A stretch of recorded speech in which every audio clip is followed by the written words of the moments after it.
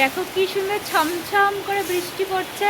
আর এই বৃষ্টিতে কিছু ভালো খাবার না খেলে না মনের মধ্যে কেমন একটা লাগে, তাই না?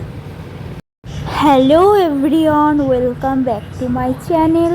আজকে আমি তোমাদের সাথে আবারও চলে আসলাম একটা ডেলি ব্লগ ভিডিও শেয়ার করব বলে। ভিডিওটা পুরোটা দেখার জন্য অনুরোধ রইল। বৃষ্টি দেখছ? কি দেখছ? শোনা কি পারে। এখন আমি সবার প্রথমে যাব মন্দির মুছতে। মন্দিরটা না মোছা থাকলে পুজো দিতে অনেক সুবিধা হয়। স্নান করে এসে আগে আমি মন্দিরে পুজো দিয়ে দিতে পারবো। এখন আমি মন্দিরটা পুরোপুরি মুছে নিচ্ছি। মন্দিরটা যেহেতু একটু বড়, মন্দিরটা মুছতে অনেকটাই সময় লাগে। আর ছেলেটা যেন দরজার ধারে দাঁড়িয়ে দাঁড়িয়ে কান্দে আর মা মা করে, খুব খারাপ লাগে। এর রান্নাঘর মন্দিরে আসলে সব কিছু উল্টো পাল্টা করে দেওয়ার ওস্তাদ, তাই তো? তাই তো বলো হ্যালো। তুমি বুলবুল পাখি দেখবা? আজকে বাবা এনেছে এতগুলো মাংস আর এনেছে মুরগি কা ঠ্যাং। আমার সব থেকে প্রিয়, চায় না তো 4টে ঠ্যাং আমি এখন সিদ্ধ করে নেব। আমার এই মুরগির ঠ্যাং। আজকে যেহেতু বৃষ্টি পড়ছিল তাই ভেবেছিলাম আজকে একটু পোলাও খাবো। ঘরে ছিল সাদা সাদা বাসমতি রাইস, তো আজকে বাসমতি চাল দিয়ে সাদা পোলাও করব। এখন আমি মশলাটা বেটে নিচ্ছি শিলনোড়াতে। হাতে বাটা মশলার স্বাদ সব থেকে আলাদা। যতই মিক্সচার মেশিনে বাটো না কেন, হাতে বাটলে তার স্বাদ সব থেকে বেশি সুন্দর লাগে। আর আমার পোলাও করার সিস্টেমটা সব থেকে আলাদা। দিন তোমাদেরকে একটা বড় ভিডিওতে আমি আমার পোলাও রেসিপিটা জানাবো, আজকে নয় থাক।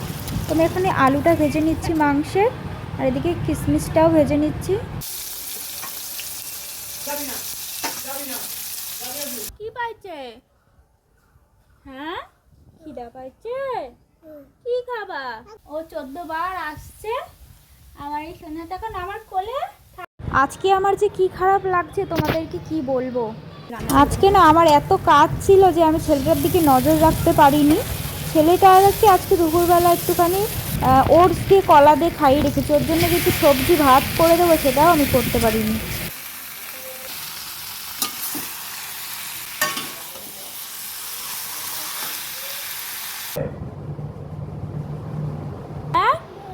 দুধ খাচ্ছ?